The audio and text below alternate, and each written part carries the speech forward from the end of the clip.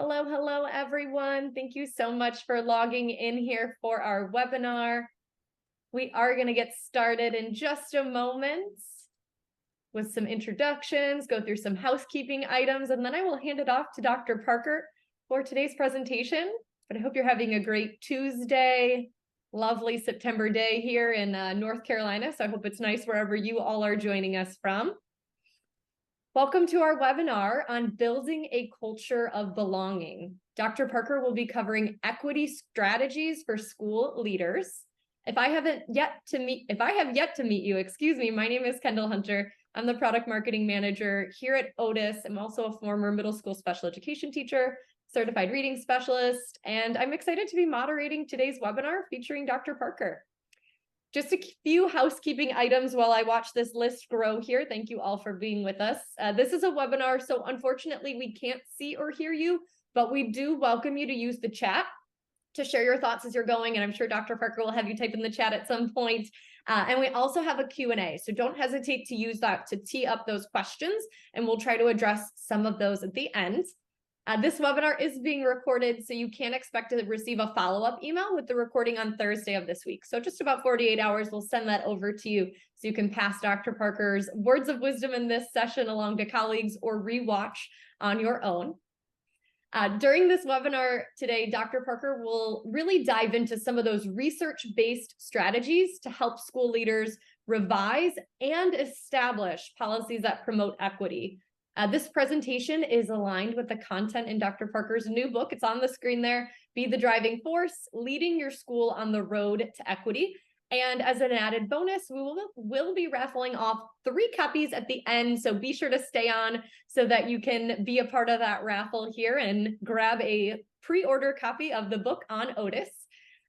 Otis is sponsoring this webinar. I'll share a bit more about us later in the session, just very shortly. But if you haven't heard of Otis, Otis helps school leaders really answer their most important questions about student performance by providing one place to visualize data. When you have all your student data in one place, you can really confidently make decisions to ensure growth and equity for all. So without further ado, I'm going to hand it off to Dr. Don Parker, our webinar presenter for today. Hey, Don, how's it going? Hey, Kendall, thank you. Hey, I appreciate Otis for hosting this. I love being on this platform, working with Otis. Like Otis, they have it together. They understand the importance of school equity and giving students and staff members what they need in order to level the playing field. So, Kendall, thank you. Everyone who's on this call, thank you for logging in today. Do me a favor, go use the chat and just type in where you're from, where you're at, where you're logging in from. So a few people I already see. I see my man David Spetch from Chicago. Thank you for logging in. I see my boy Matt logging in from Omaha, Nebraska. Thank you so much. Who else is on this call today? I see Taisha from New Jersey. Okay, Brick City in the house. And then, of course, G. Mitchell from New York. We got some people from Ireland, New Hampshire. Got April from Detroit. So thank you guys for logging in. And you guys get used to using the chat because I'm going to ask you guys to type some things in the chat just to make sure you're engaged and following along, just to hear some of your thoughts as we go throughout this webinar. Okay. So like Kendall said, this information here throughout this webinar is a lot of information that's included in my book, Be the Driving Force, Leading Your School on the Road to Equity. And when I wrote this book, I combined my love for school leadership with my love for cars. So throughout the book, there's an analogy of school leadership to either things that have to do with the car or driving. And so I just give school leaders tips on how they can advance equity in their schools. All right, so before we get started, let's go play a quick little video introduction about myself, and then we're going to jump right into the content. Let's do it. My name is Dr. Don Parker, and my passion is working with administrators and teachers to build positive relationships with students. I support teachers in teaching pro-social behavior and building students' social and emotional learning skills. I now travel all across the United States, helping districts to enhance school climate to where everyone feels included, accepted, and valued. I would love to work with you as well to increase your students' achievement. Let's go. All right, man. If y'all ready for this, go ahead, use the chat. Type "let's go" in the chat. All right, type "let's go." Let's get this started.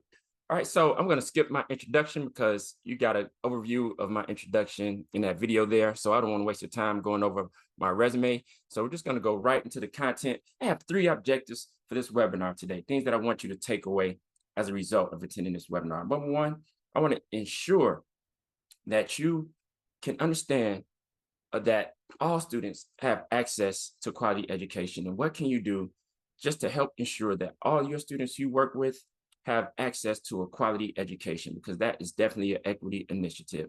Number two, let's look at how we can revise discipline policies to ensure specific groups are not harmed. And then number three, let's understand the importance of using the voices of all of our stakeholders, including students, to inform policy and create a culture of belonging, and also the importance of giving staff members a voice and community members. So we're going to cover all these objectives today, and we're going to just directly tie in how they advance equities in schools.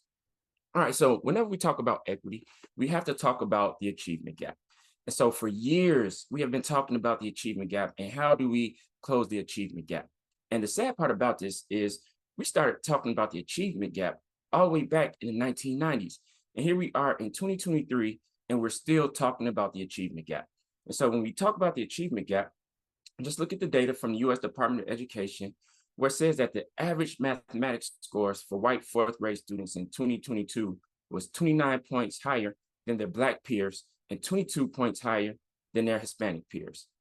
And then it also talks about the observed gaps, where it talks about how the scores, mathematics scores for white 12th grade students in 2019 were 31 points higher than their Black peers and 21 points higher than their Hispanic peers. And then if you continue to just look at the achievement gap, we have to talk about math, we have to talk about reading. So the reading stats, what it says is that similar achievement gaps by race and ethnicity appear on the reports when it comes down to reading as well. And so why is this so important? It's because all of our lives, we've heard that education is the key to success and how education can just level the playing field. And if students get a great education, then they can go on and experience a fruitful life.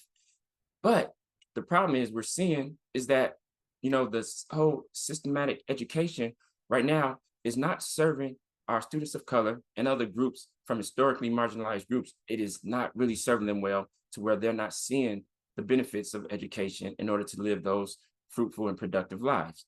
And so that is the mission of most schools, is we want to produce students that are, contributing to, society, quality members of, our nation here.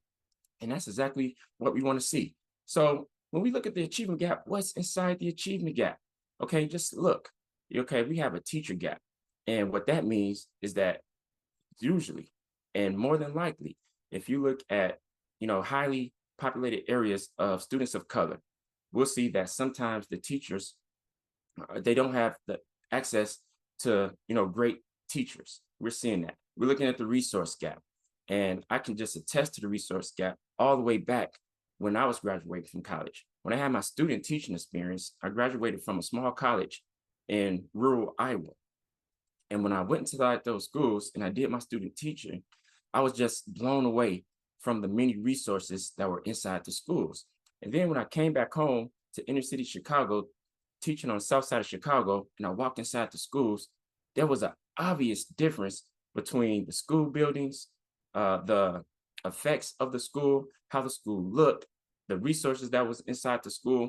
And I was like, wow, these schools in Chicago look totally different than what the schools in Iowa looked like. And so there was just so many more resources, when I was doing my student teaching in Iowa. And then we talk about test prep, we talk about the opportunity gap. And when we look at students and we see that the data also clearly shows that minority students do not have access to those AP classes, and how there's a lot of policies that prevent a lot of our students of color and other students from historically marginalized groups getting into those AP courses. And then look at the expectation gap. All right, we have to take a clear and honest look when we look at our students and when we view our students. How are we viewing our students? All right, are we looking at them from an asset-based mindset, or are we approaching them from a deficit-based mindset? And really, what are our expectations as far as how well they're doing school, how well they'll go on to do in college, and then, of course, in life, how successful they will be in life. And then we look at inside the leadership gap, okay? How many of our leaders are really taking this equity journey and being a Jedi warrior? When I say Jedi, I mean, justice, equity, diversity, and inclusion. How many leaders are really being a Jedi warrior to promote equity in their schools and in their districts? And so we need leaders to understand the importance of how school culture and climate starts from the top, from leadership.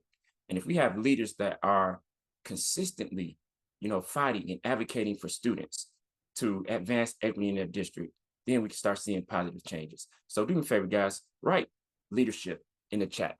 Write leadership in the chat, because leadership is so important when it comes to creating culture of belonging and equity within our schools. All right, so what the research says is that the achievement gap starts at birth, right? From a child inside a house. And when they compare homes of affluent communities towards homes where there's what they call disadvantaged communities, they said that children from affluent communities are able to speak 1,100 words by the time they're 3 years old, as compared to a student coming up in a disenfranchised community only being able to speak 500 words or know 500 words in their vocabulary. So early childhood is very important when it comes to advancing equity in our schools and within our communities. All right, why is it important that we establish equity and that we have this? Let's talk about this expectation gap for a minute, okay? And expectations for our students of color. And since it's Hispanic Heritage Month, I'm just going to take it upon myself just to bring some notoriety to some notable Hispanic inventors. So look at Guillermo Gonzalez. Okay, he invented the technology that led to TVs being in color. And then if we look at Luis von Ahn from Guatemala, okay, he invented capture. And that's whenever you go into the computer and you are logging in and doing some work and you want to go to another screen, they want to make sure that you're a human being. And so they put up these pictures on the screen and you have to click the box, whatever they tell you, just to know that you're a human. All right, he invented that technology. All right, look at Albert Vencio Baez. All right, he invented the technology that led us to being able to look at x-rays. Okay, and so sometimes, this is what I'm saying, it's very important that we continue to speak life and encourage our students of color, because they can go on to do great things. If it wasn't for minorities and minorities being driven, to be great and having that motivation, from their teachers, then we wouldn't have famous inventors and we wouldn't have people of color doing great things. Think about it, right? We wouldn't have peanuts we wouldn't have peanut butter, I should say, and all the great inventions that come from peanuts had it not been for George Washington Carver. Take Otis Boykin, for example. He invented the technology that goes into pacemakers. All right, what ended up happening is he had a passion for people having a healthy heart. Why? Because his mom died of heart failure when he was 1 year old. So he used that motivation and that passion because of the loss of his mom to drive him to say, you know what, I want people to understand that in order to have a healthy life and to, prolong their life, if I invent this pacemaker, then I can avoid other people suffering an early death from heart failure. So he invented technology for the pacemaker because it was personal to him. Alexander Miles, all right, another famous Black inventor. He invented the technology that causes elevator doors to open on their own. And why was this personal to him? It was personal to him because one day he got on an elevator and they had to manually close the elevator doors. He got on an elevator with his daughter, and his daughter almost suffered an injury where she almost fell, from the entry of the elevator down the shaft. And he said, oh no, we got to invent something to keep people from suffering catastrophic injuries from near accidents from falling off of elevators. So he invented that technology where the elevator doors now close by themselves. All right, let's check out Garrett Morgan, for example. All right, he invented the technology that controls the traffic lights. And I'm sure we all have heard of that.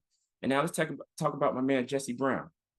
All right, recently the movie came out that was called Devotion, and it shares his life story.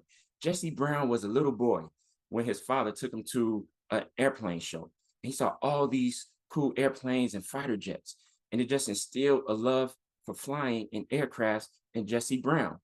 But at the time, Blacks weren't allowed to be pilots in the Navy.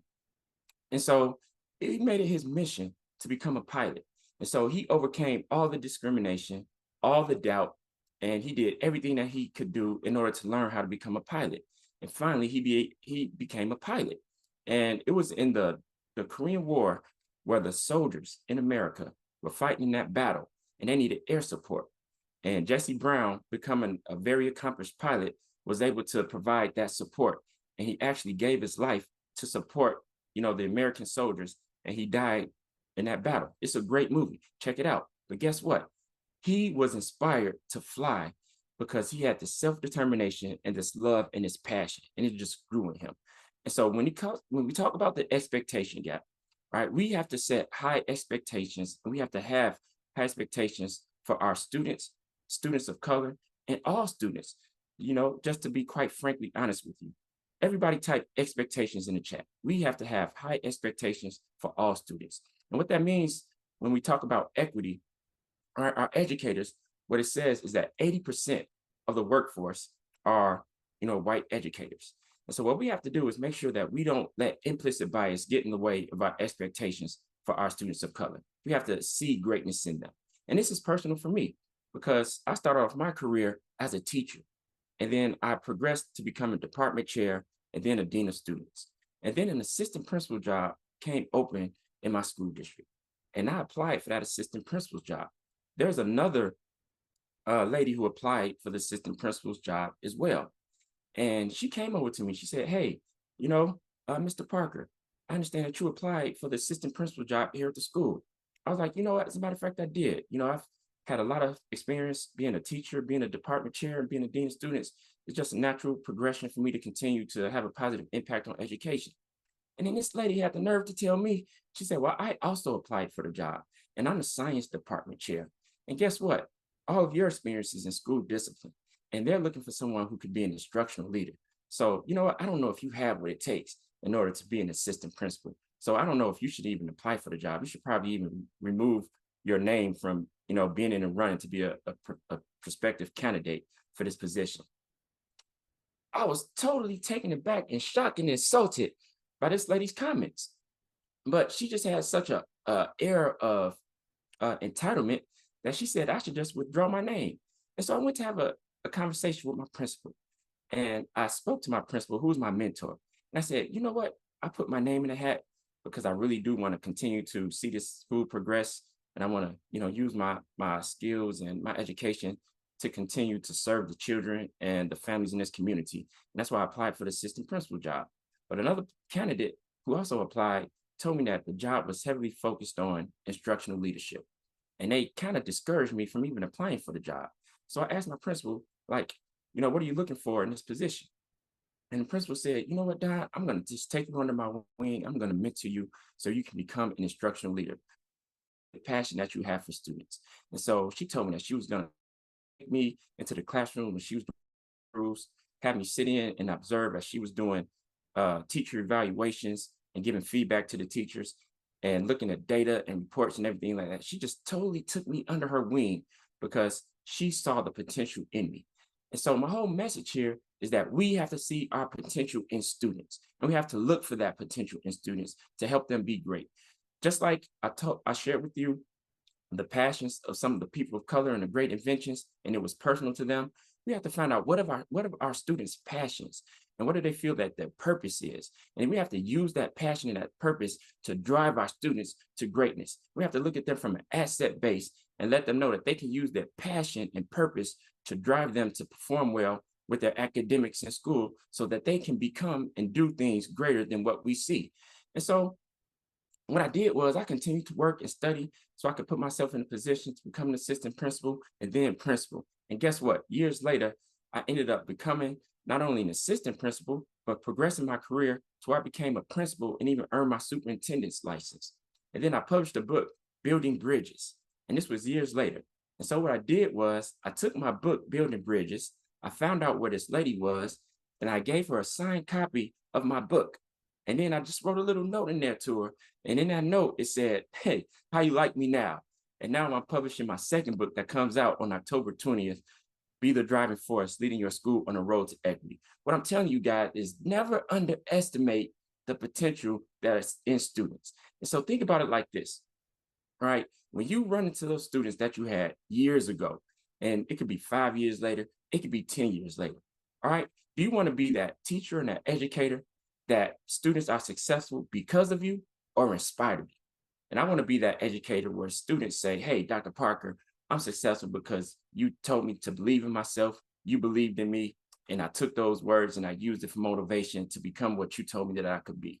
All right. As opposed to being one of those educators where students said they got to spite you. All right. So let's make sure that we are looking at our students from an asset base. All right. Go ahead and write asset based in the chat. Go ahead and write that because that's very important.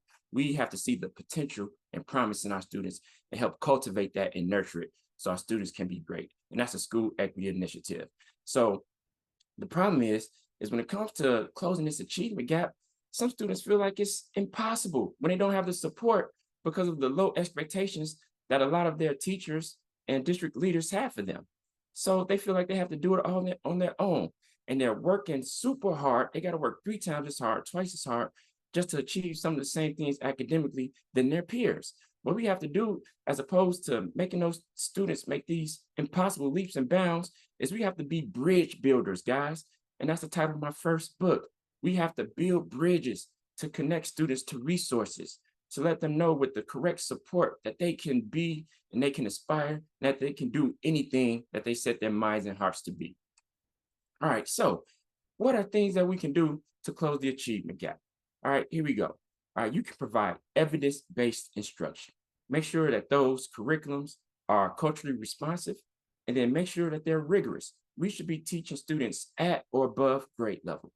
And we have to meet them where they are and bring them up to grade level and then take them to go beyond grade level. We have to increase our instructional time, all right, for school leaders, 100%. When you're building your master schedule, what you have to do is make sure we are squeezing and maximizing all that time that we have available to make sure we have that instructional time and that time on task to make sure students are working towards meeting those learning objectives and mastering those standards. And then, of course, we have to provide supplemental instruction. And so what does that mean? Maybe some before school activities and programs, maybe some after school activities and programs. And of course, making sure that we are using that time in school to provide those academic interventions. Because really, what it comes down to is the more time the students spend, engaging in learning experiences, engaging in instructional material, then the better that they will become in learning that material. Because whatever you spend time doing, that's what you're going to improve on. So we have to increase those instructional minutes and increase those supplemental instruction opportunities for our students. And then educational leaders, we have to remove prerequisites for our AP courses. All right, sometimes we have so much red tape to our students getting into these AP exams, and we underestimate, how much they may love the material. And there's even gender biases when we look at, our STEAM classes in science and math. Okay, there's an obvious bias towards women in STEAM, and we have to encourage our young ladies who are interested in science, technology, and math to get into those classes so they can continue to grow their love for learning in these subjects. Now, we have to also learn how to be motivators for our students. We have to continually inspire and motivate our students. All right. There's a quote that says, encouragement is 90% of education. Okay. Sometimes we have to provide that motivation to students by just letting them see what they can be if they continue to get a great education and just devote themselves to their passion and let them see and make that connection to how education can lead to them, getting better and reaching their passion by improving their educational skills. And now here we go. Number 9, link to home and school. And what I say here is when you're supporting students, all right, we also have to support their families and put them in touch with resources in the community. And I'm just going to use a quick analogy when it comes down to, family and marriage. So right around the time where me and my wife was getting more serious in our relationship. And it was around that time where I proposed to my wife and asked her to marry.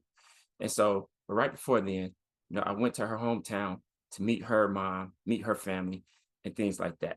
And so when I went to her hometown, I visited with her family. They got to know me. I got to know them a little bit, and a lot of her family really embraced me. But there was members of her family that didn't embrace me.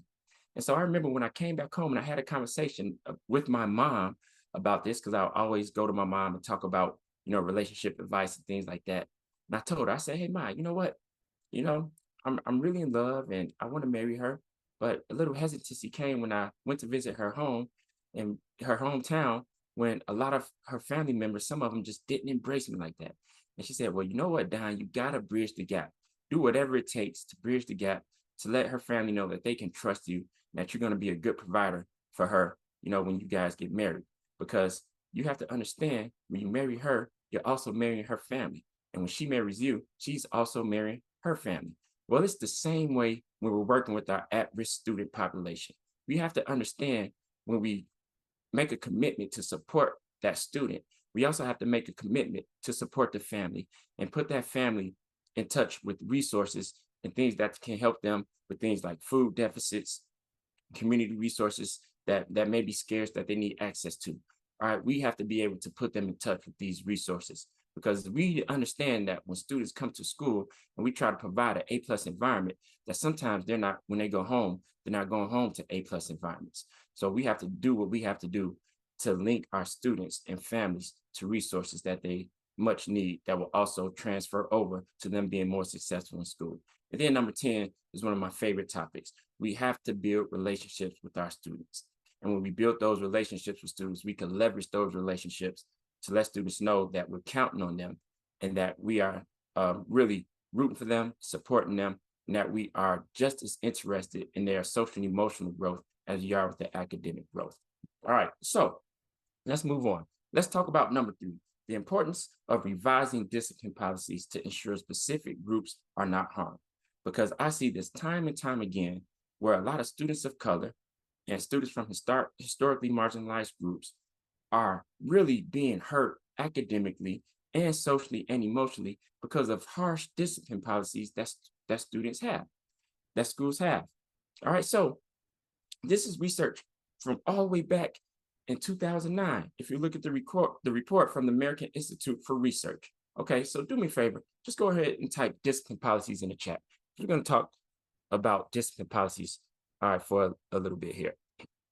So Black students, all right, are 3 times more likely than white students to be expelled from school.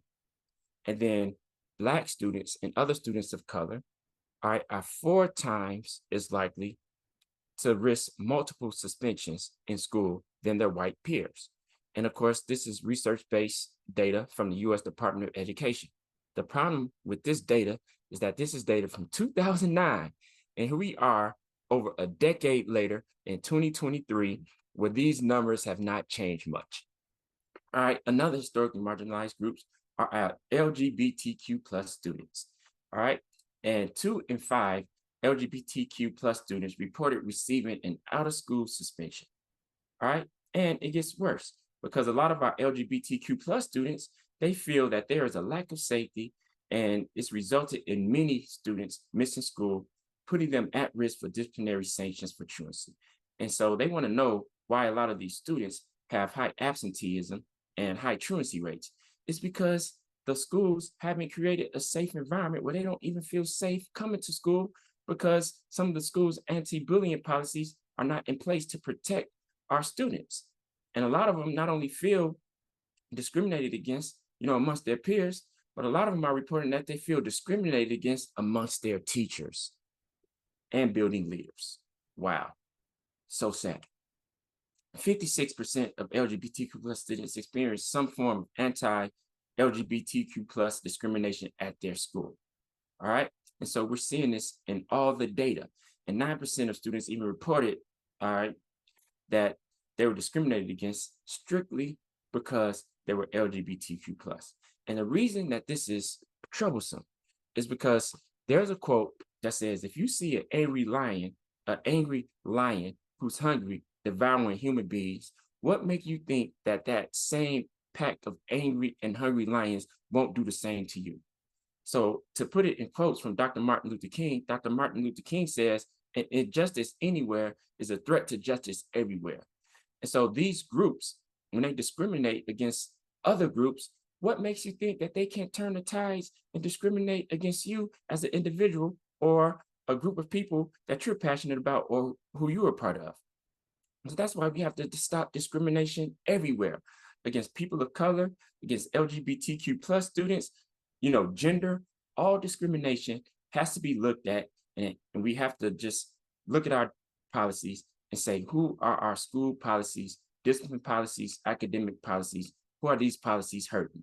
And do these policies also have the potential to hurt other groups of students? More than likely, the answer would be yes. So that means that these policies have to be revised so we can stop the harm that we are doing to our students.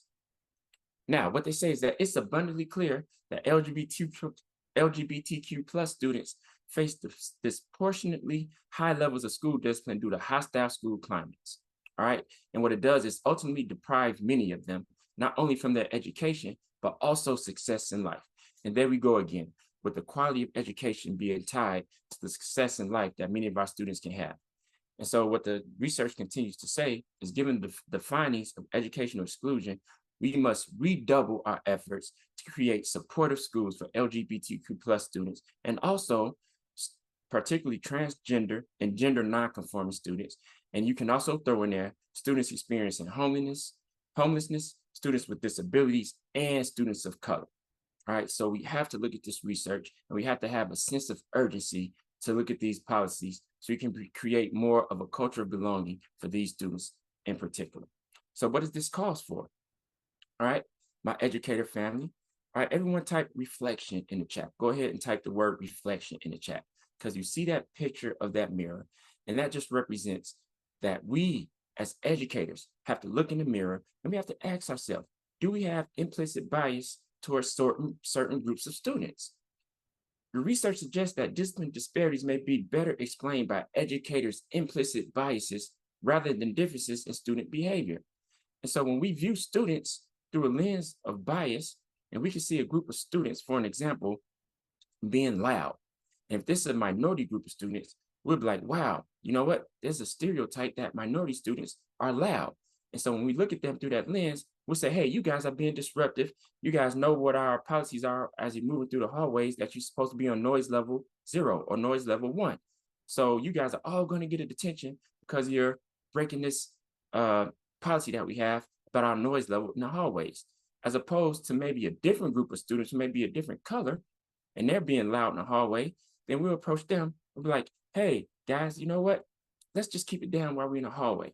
But then there's no punitive consequences for those students. So what lens are we really looking at our students from? And are we being equitable, with all of our policies and practices?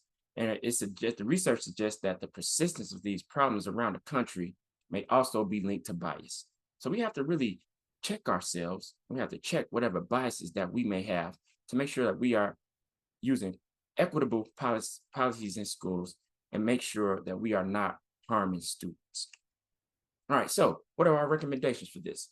So laws and policies should specifically protect LGBTQ plus students from harassment and discrimination, and our students of color.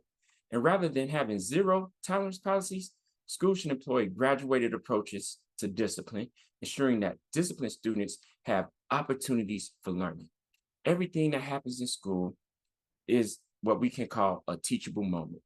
And I remember doing conferences and webinars for Otis in the past. That's why I love partnering with Otis, because they understand the importance of leveling the playing field and equitable education for all students.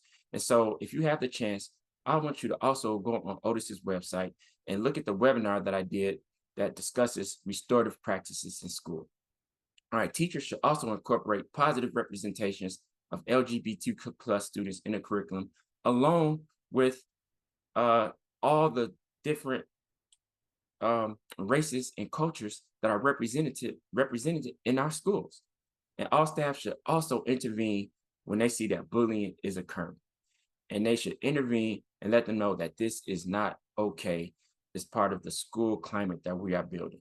And don't blame the victims of bullying incidents, but what we should do is also use a teachable moment to explain how everybody needs to be treated with kindness, empathy, and respect. All right, so if we look at policies in the past, all right, even when I was a dean of students back in the early 2000s, all right, if students fought in school, we exacted zero tolerance policies because we felt like if students understand the weight of the consequence that they would get for, getting into a fight, that it would deter them from getting into a fight. So if students get into a fight, if they knew that they would get an automatic 10-day suspension, then that would deter them from fighting. Okay. But it wasn't as effective as we thought it would be, these zero tolerance policies, because there wasn't an educational component. And so what has to come first is to educate students on how to, mediate conflict. And so if we could give students problem solving skills and teach them the process of what to do if they can't work out this conflict on their own, and then to bring in a mediator so that they don't have to resort to violence in order to solve their conflicts, now that's an educational component. And that would be more effective than a scare tactic as far as scaring students into trying to do the right thing. All right. I will let you know that we cannot consequence students into doing anything. All right. The only way to really get the pro-social behaviors that we want to see from students is through education. And so now that we know that, what we did was we moved to a more educational process with our students. And so we had this policy that if you did get into a fight, that you would be issued a 10-day suspension, but that suspension could be reduced to 5 days if the student and the parent agreed to sign up for our anger management program. And that was great at the time. All right. But now later we know better. And when you know better, you do better. So now we do restorative practices. And we do restorative practices not only as, a follow-up to a conflict, but also we have to front load. We have to be preventive. And we also use it as a preventive method where we see that there may be some tension. We bring students in so the problem doesn't escalate. All right. So we have to be proactive to prevent a lot of the negative behaviors that we see from students and teach them the more positive ways. And that's definitely an equity initiative. All right, look at this. Here we go. This was taking place, where was this? In Flint, Michigan. Okay. And the students and the, people who walk around in public with their pants down were being fined. And we understand this is, not anything that we want to see, but, people were continuing to get fined for wearing sagging pants. But then what they found out they needed to do was educate students as to why you shouldn't be sagging your pants. And they educated them as far as where that got started. And then when students found out the importance of why you should have your pants up around your waist and, why sagging pants became popular in the first place and what it really represented, then students started having a mindset shift. Like, okay, now I see why it's important to pull my pants up around my waist and to be respectful to other people. And that was more effective than the fines that the students were receiving. All right, we also had zero tolerance for students who were coming to school under the influence of alcohol or drugs, because there was a huge marijuana problem in our school at the time. And so students who were found to be under the influence of drugs coming into the school, they were also given a 10-day suspension. But then we found out we could support students by educating them on the harms of using substances. So we said, okay, well, you would get a 10-day suspension and it would be reduced if you and your family agree to sign you up for a substance awareness program. And then now we move to restorative practices where we continue to educate students about, the harm of abusing substances. But the problem is no one was asking students why they felt like this was the best coping strategy for dealing with their anxiety and depression. So the question is, has anybody asked why these students feel like it's necessary to use drugs? And then what we find is that the drug use is not really the problem, but the problem is how so many students are experiencing anxiety and depression. According to the National Resilience Institute, 80% of students will suffer from one adverse childhood experience by the time they're 18. And 60% of students will suffer from 3 adverse childhood experiences by the time that they're 18. And so a lot of these adverse childhood experiences are causing a lot of pain and depression in our students. So we have to get to the root of the problem as opposed to being so quick to discipline students for their actions, because the drug use is not the real problem. The real problem is what's going on in our students' personal lives and their social and emotional wellness. And here's what's sad about it, is the research says that 72% of students who feel like they need mental health care support do not receive it. All right. So as rigorously as we work to improve students' academic achievement, we have to work just as rigorously to support our students' social and emotional growth. All right. So here's what you can do to challenge some of the policies that may impede success at your school or district. You can take this QR code with your phone and it will bring up my resource in my first book, Building Bridges, where you and your team can sit down and really look at your policies and practices and procedures and see what can we do to improve our policies to make sure they're not harming certain groups of students. So go ahead, use your phone, take that QR code and use that resource and sit down with your team. Because there's a saying that says, if you want to get to the right answers, you have to first ask the right questions. And this forum is the perfect conversation starter for you and your team to look at discipline policies and how they can be revised. All right, I'm going to pass the torch for Kendall before I come back and give you the third objective of this webinar. All right, for Kendall. Well, thank you so much. And just a second ago, I was grabbing a quick screenshot of that. That worksheet looks super powerful. So thank you for providing that resource to all of our participants here today, Dr. Parker. That's great to leave with some takeaways that you can just use with your team right away. Before Dr. Parker heads into learning objective 3, I do just want to take a moment here to share more with you about Otis. So if you haven't heard of Otis, Otis helps answer your questions about student growth by really providing one place to visualize all of your data. So that includes data from your state's assessment, from measures like NWEA MAP, or maybe assessments you're using for universal screening like Renaissance or iReady, any of those assessments. You can also answer questions about performance on formative and summative assessments administered by teachers and progress towards learning standards, all of which can be measured and tracked in Otis. Additionally, you can view that academic data that I've just talked about side by side with non-academic data like attendance, behavior, social emotional learning screener data, some of those things that Dr. Parker's been digging into. And when you have that non-academic picture, you can really dig deep to look at trends and equitable practices within your community. So at Otis, we really strongly believe when you have everything in one place, it's easier to derive those clear insights that you can use to confidently make decisions for your school district, which is critical as a leader.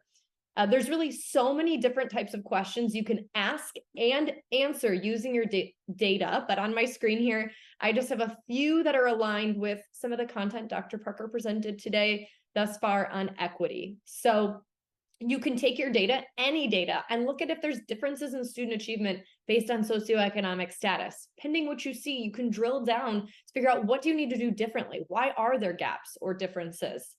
You can look at discipline rates between specific groups of students. You can look at specifics such as maybe your English language learners and your non-English language learners.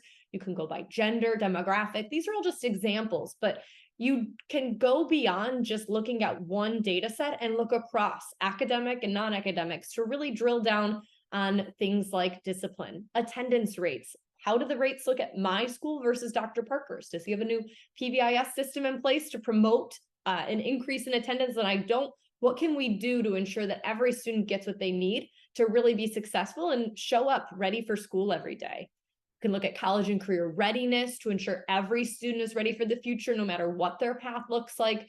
Those are really just a few examples of questions you can ask and answer using your data.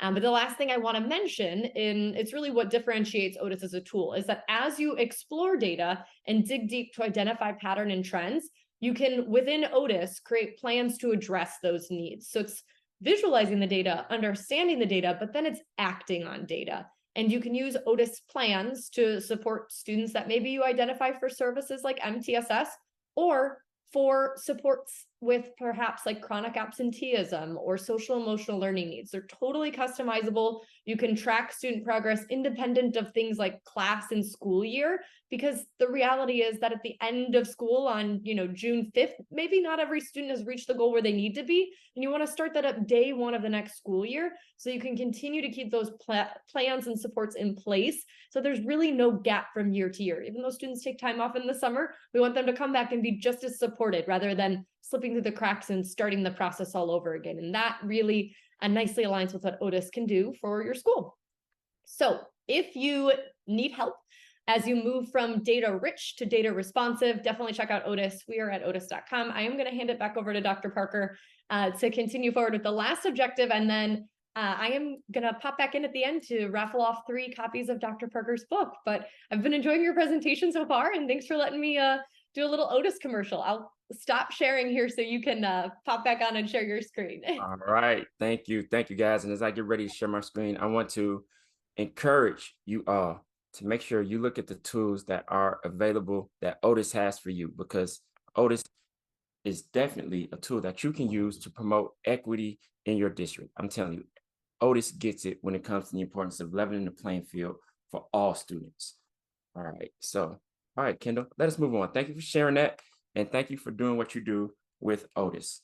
All right, greatly needed. So let's talk about using the voices of all stakeholders, including students, to inform policy and create a culture of belonging.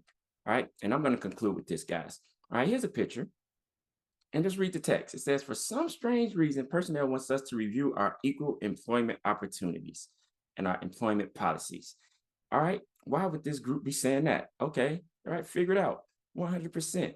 This group definitely has to look at their personnel qualities. All right, so if we look in schools, it's so important, guys, that our school, teaching staff, administrative staff, and things like that mirror the diversity of our students. Okay, here's a question. Does your staff reflect your student population? All right, how diverse is your school staff? Because this is actually an equity initiative when we talk about the importance of students having role models that look like them. The research is clear from the John Hopkins research study that they did. They said that minority students, Black students, all right, students of color are 70% more successful when they have a teacher that looks like them. All right, because it goes back to the phrase that we've been hearing our entire life. If you see it, you can believe it, you can achieve it. When our students see teachers, school administrators, all right, school staff personnel that look like them, they say, okay, this person may have had a background that was similar as mine, that was similar just like me. And they overcame those obstacles and they got to where they are now. And if I see them doing it, then guess what? I can do it too. That is powerful. Even Disney understands the importance of diversity. Look at the Disney princesses. They understand little girls from all across the world, and they understand that they all have dreams. And so what they did is they depicted these cultures in a positive way to let little girls all across the world know that you can be what you want to be and you can strive and you can be excellent. So Disney even gets the importance of diversity, equity, and inclusion, and it shows with the diverse princesses that they have and that they display in their movies. Guess what? Walt Disney was a dreamer, okay? And we cannot underestimate the potential that little boys and girls have when they dream of what they can be. And we can either nurture that dream or we can kill that dream.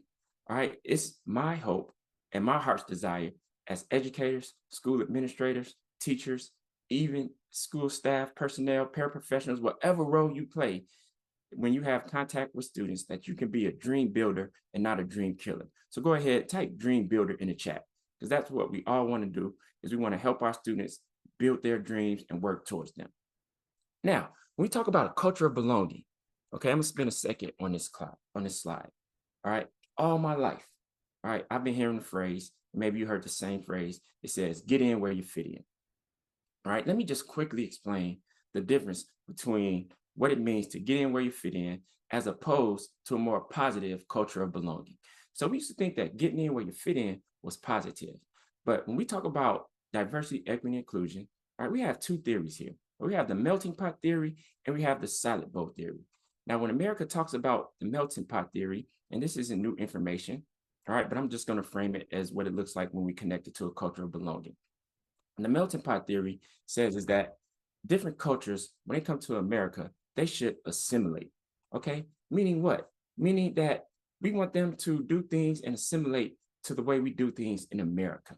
And so with getting in, what that really means to, get in where you fit in or to fit in, that means you have to change something about yourself in order to fit in.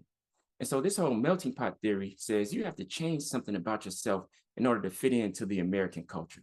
So when you come to America, all right, we want you to dress like we dress. We want you to speak the language that we speak. We want you to celebrate the holidays that, we put on the calendar and the things that we celebrate in American culture and not the things that you celebrate in the culture where you originate from.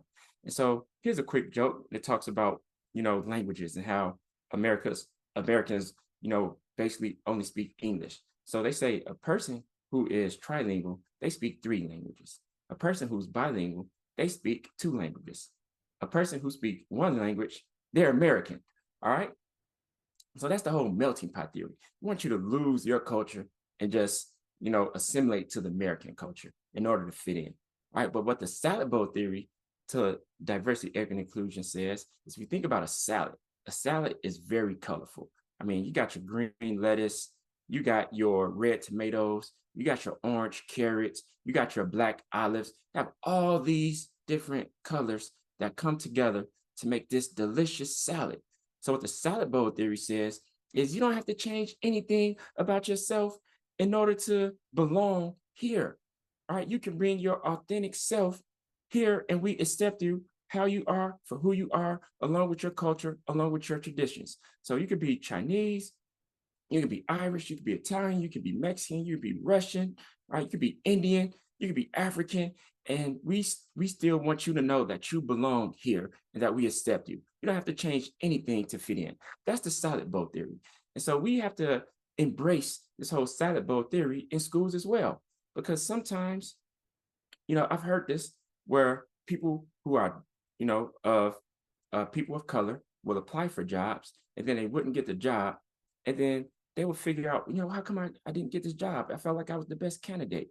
And then people say, well, you know what? No, we're looking for you weren't the perfect fit. You wasn't the right fit.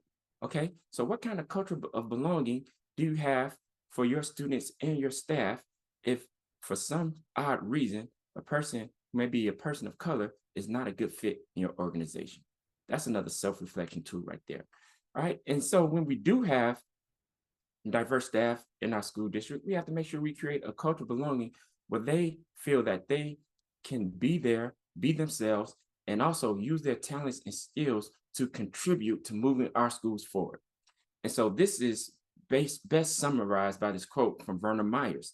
She says, diversity is being invited to the party. Inclusion is being asked to dance. So yes, even though we can give people a seat at the table, we also have to encourage them to use their voice. Everyone type voice in the chat for me. Go ahead. We have to give everyone a voice because sometimes, they give us a different perspective. They see our blind spots. And so there's another quote that says, is if all of us are the same, that means one of us is not needed.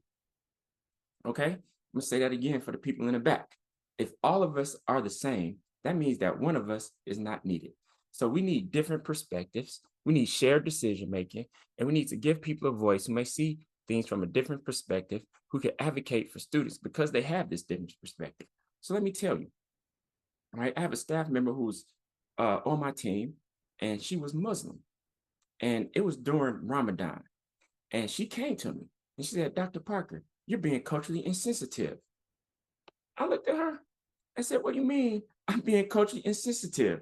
It's like, I thought I was the most culturally responsive, person in this building. I'm always talking about how we need to advocate for students, how we need to create equity in our district, and how we need to give students what they need in order to be successful. And I take it to heart to do that. So, how are you coming off telling me I'm being culturally insensitive? She said, well, Dr. Parker, I don't mean to offend you, but right now, students are observing Ramadan, and we have some Muslim students, in our population. I said, yes, I'm aware of that. She said, well, guess what? When you drive past Burger King, and just think if you're not even thinking about food, but you know how it is when you drive past Burger King and you take a whiff of those flame broiled burgers, and all of a sudden you just want to pull into the drive-through because now that hunger in you has gotten triggered. And I'm like, yeah, I know what you mean. And she said, well, think about it. It's the same way for our students. When it's time for our Muslim students to go to lunch, we're sending them to lunch with the rest of their classmates because that's what's on their schedule. And so our students who are observing Ramadan and they're fasting, now they're tempted to break their fast. And now it's much harder because they're in this environment where they're seeing their peers eat, they smell the food, and now it's like grueling for them to be in that cafeteria. Like, oh yeah, you have a great point. But then I also tell my staff that I value their opinions. And whenever you come to me with a problem, make sure that you have a solution tied to it. And so I asked her, I said, well, what's your solution? She said, well, guess what? I can, fix my classroom during lunch for these students where they can come into my classroom and they can read books, they could play video games, they could play board games, they could play card games, they could get on a computer, and they could just use their lunch and use this as leisure time so that they don't have to be around the school. I was like, you know what? That's why I hired you. I like that. I gave her a big high five. I said, we're going to start that today. And so we emailed all the teachers. We let them know that we were putting this in place for all our Muslim students where they can come to this room during their lunch period. And so the students went home. They told their parents. The parents were so happy. They came up to the school and they actually applauded us for this new initiative that we started. But guess what? She saw a blind spot. But if she didn't feel comfortable using what she knew and, using her knowledge, her problem solving skills to bring that to me, if she wasn't comfortable doing that, then the same problem would exist. And we would have a group of students who felt like we weren't sensitive to their culture. But because she told me that, because I promoted shared decision making and let my staff know that I value your thoughts and your opinions, then I'm going to take that into consideration. And so she felt very confident that if she brought this issue to me, that we would do what we had to do to solve it. And we did. So that's what it means. It's not only giving a person a seat to the table, but also giving them a voice. We have to give our staff members a voice and let them know that their thoughts, opinions are valued and appreciated amongst the school leaders. All right. So here's your recommendations. Seek to hire diverse staff members in all positions that you can. Okay, whether that's building administrators, whether that's teachers on your staff, even cafeteria workers, paraprofessionals, school nurses, bus drivers, student support personnel. You should look to hire diverse staff members and members who represent your students' culture, and then even students that even staff members that may not represent the school culture, because what we learn is that when students have access to diverse staff members, there's learning opportunities that they can take advantage of from learning about different cultures. Also, what we have to do is give historically marginalized people a seat at the table. So when we are looking at policies, when we're looking at school procedures, right, invite the parents in, invite members of the community, give them a voice, and really take seriously some of their concerns and let them know that we are doing what we can to address those concerns. Because, at the heart of it, we have to all want what's best for our children and our students. Because believe it or not, parents really do want what's in the best interest of their children. And as educators at heart, we have to want what's best for our students as well. All right, we have to let our passion boil over to make sure we're doing everything possible to put our students in a position to be successfully, academically and socially and emotionally. And then last recommendation, continue to educate yourself about different cultures. Okay, we are all familiar with the phrase that says you can't teach an old dog new tricks. However, that has no merit, especially when it comes to my educator colleagues. Okay, because as educators, we signed up to do this work. All right, we signed up to put students first.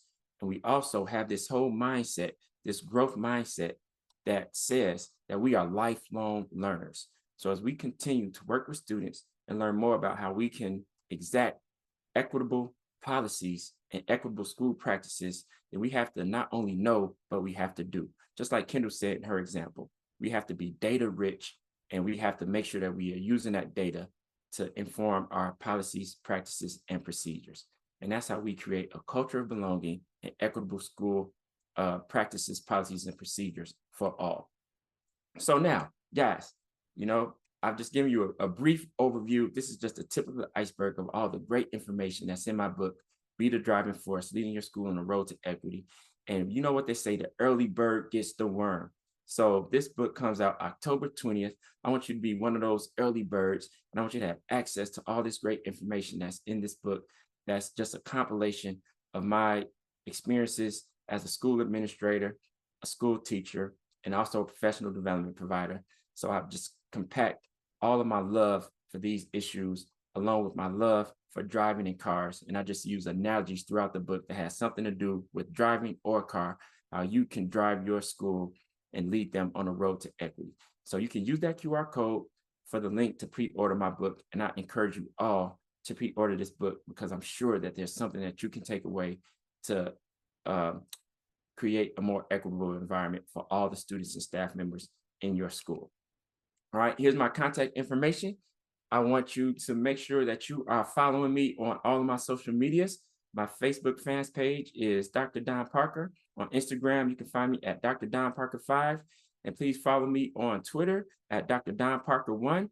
And visit my website because I include a lot of great information. You can keep up with me and then also access a lot of great information and tools that you can use to help inform your practice on my website at drdonparker.com. So follow me on Twitter. I promise I'll follow you right back.